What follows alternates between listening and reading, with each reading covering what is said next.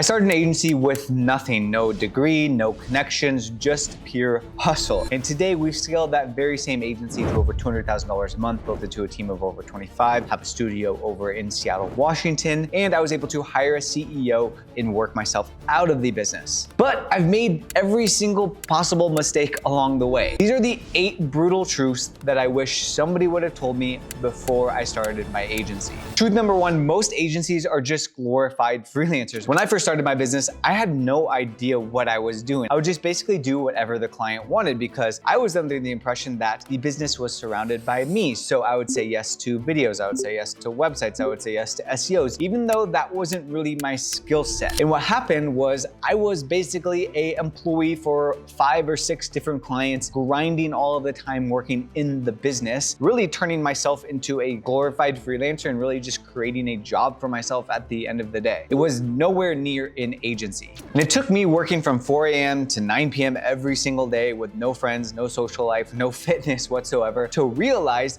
that what I was building was really just a job for myself and at the end of the day, a trap. The brutal truth for most agency owners is that they don't own a business. They basically just have a high-paying job for themselves that requires a constant grind. What changed for me was just the ability to start looking at my business as a system and removing myself from it. I think a lot of agency owners and business owners in general, myself included, I started my business and it was all around my skill sets. I never really looked at it as a business. And it wasn't until a mentor told me that systems run the business, people run the systems, that I started to look at my business as a system, detaching my ego from it and trying to come up with a basically operating system, a system that was my business. And that business creates outcomes for clients. All I really needed to do was just productize my skill sets and offer that as a service. And if you're watching this, don't wait to build systems. Don't wait to build a productized offer. Remove your ego from your business and look at it as a tool that provides outcomes for customers, and you will no longer be a glorified freelancer or really just be in that trap. Truth number 2 is that your offer makes or breaks your agency. Look, when I first started, my offer was whatever you needed, I would do because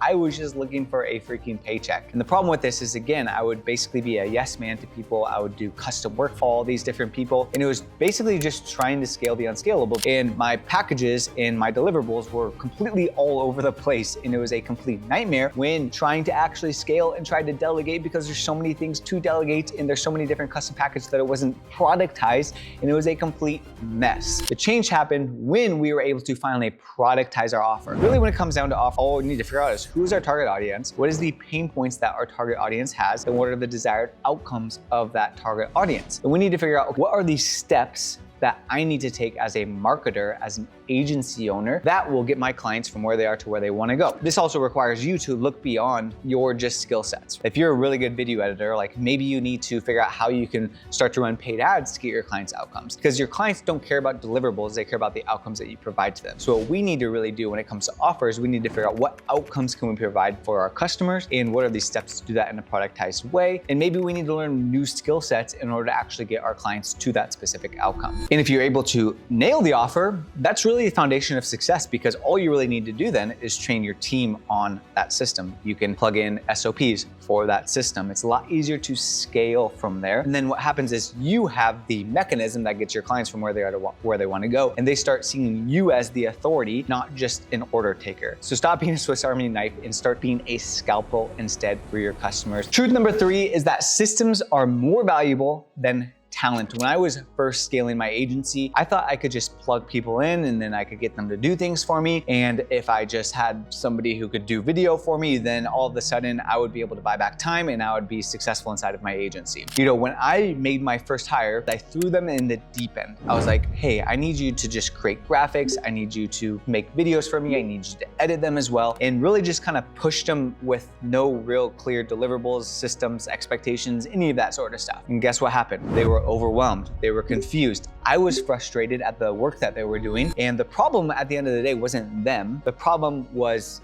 me not actually equipping them with the proper systems. Before we hire people, what we need is a good system in place that we can plug people into. And again, we just talked about offer. All we have to do with our offer is come up with the clear step-by-step systems of how we can get our clients from where they want to go. And then what are the mechanisms? How do we keep ourselves accountable to each step? And then what makes it really easy to do is plug people people into those systems. If we have systems in place, then it's really easy to plug people into work the systems that we've already developed. I've spent hundreds of hours creating systems specifically for client acquisition, for onboarding, for fulfillment, for client management, for data, and so much more. These systems have allowed me to buy back my time, grow my business, and finally be a business owner and not a glorified freelancer. And what I've done is I packaged this whole system into what we call our agency operating system. And good news for you guys is that you guys can download the same exact system that I use to grow my agency directly inside of yours. Just click the link in the description, you can get that today. It's the same system that we've used to scale to over $200,000 a month, as well as over 350 agencies. We've implemented this inside of their business, and over 1,000 people are already using the same exact system. So just click the link in the description and start implementing this today. Truth number 4 is that clients buy outcomes, not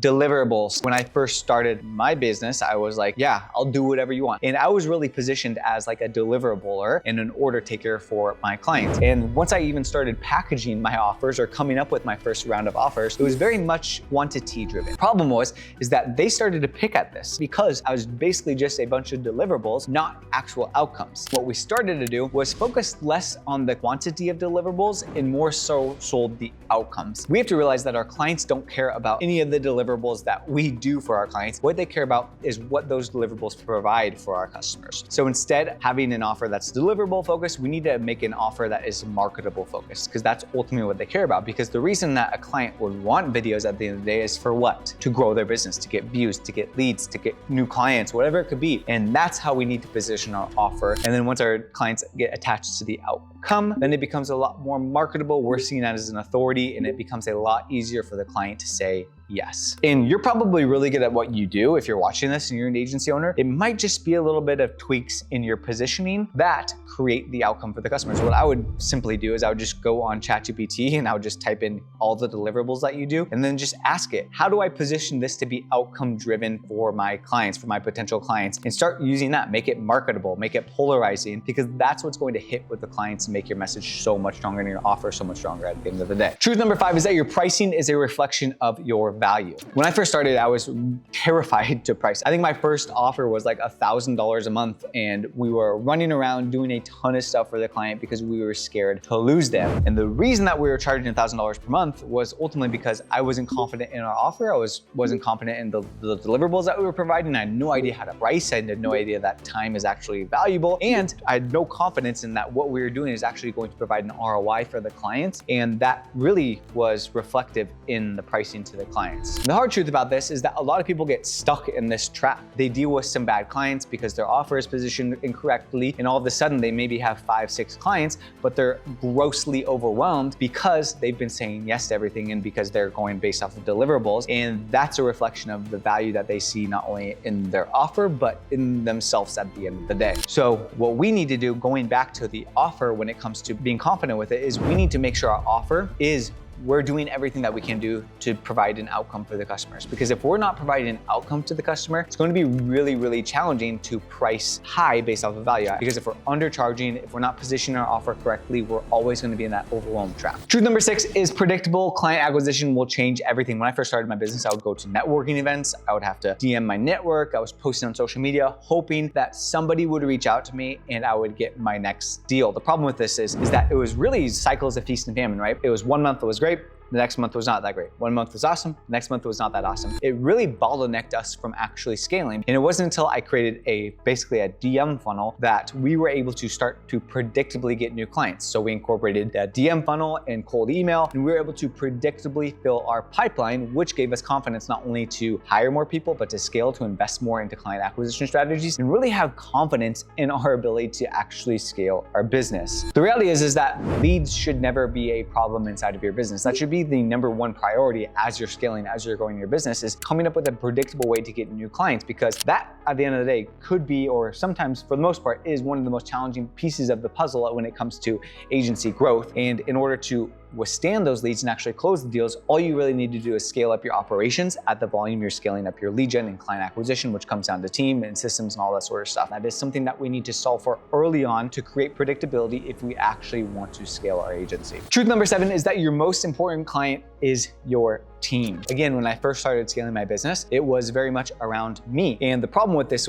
is that I couldn't be everywhere. And the problem with this is that if clients don't trust other people, then I'm not going to be able to actually scale beyond myself. And I'm going to be the bottleneck inside of my agency. And as we're scaling, what I realized that leadership and growth is simply just multiplication. And what we need to do is we need to multiply our skill sets into other people so that they can fulfill on behalf of the offer that we built. And then what we need to do as leaders is we need to invest in the team who is actually fulfilling for the clients. I think one of the biggest issues that I see is people will just hire people and they throw them in as task doers, and they're just a bunch of task rabbits on your team. And the problem with this is that they don't give a crap. They're not going to care as much as you will. You're not leading them whatsoever, and they end up doing a bad job for the clients, and your clients end up leaving because you've done a bad job actually leading them. What we need to realize is that our most important client is not the person that's paying our invoice, it's the one that we're paying invoices for, which is our team. Because if our team is sharp, if we're investing into our team, then they're going to be super sharp for the clients, and they're going to keep the clients and allow you to get more clients, and they will be able to handle more clients, train people, and really create layers of leadership. This is something that I learned early on, thankfully, that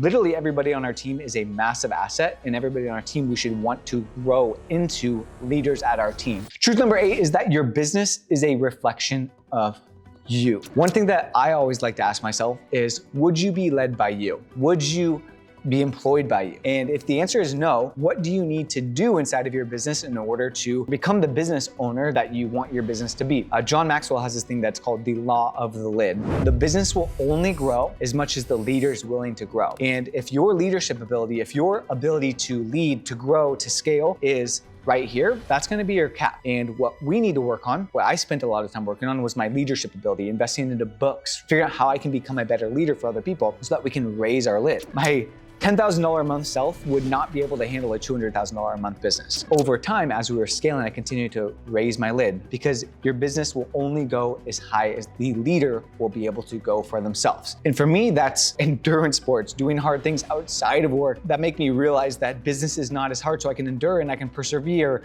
I don't drink alcohol, I eat healthy, I am a Christian, and I'm spiritual. I'm getting led by other coaches. I have a lot of coaches in multiple areas inside of my life. All of these factors are building my leadership. Success leaves clues, and a lot of it comes down to the daily habits and how they operate outside of the business that makes them the leader inside of their business. Building an agency has been one of the most rewarding journeys of my life. I went from being really directionless, smoking a lot of weed all the time, drinking, living to party, to being able to scale multiple businesses to multiple 7 figures. And if I could go back and tell myself these truths, especially inside of my agency, my business would look a lot different from the jump. I hope these brutal truths may have helped you, may have kind of struck a chord, and you're going to take massive action on one of them. Let me know down in the comments which one stung the most, and I'll reply to all the comments and make sure I'll provide my feedback or maybe add some value to it as well. If you like the video, be sure to give it a thumbs up and punch that subscribe button for more future videos just like this. Thanks so much for watching, guys, and we'll see you on the next one.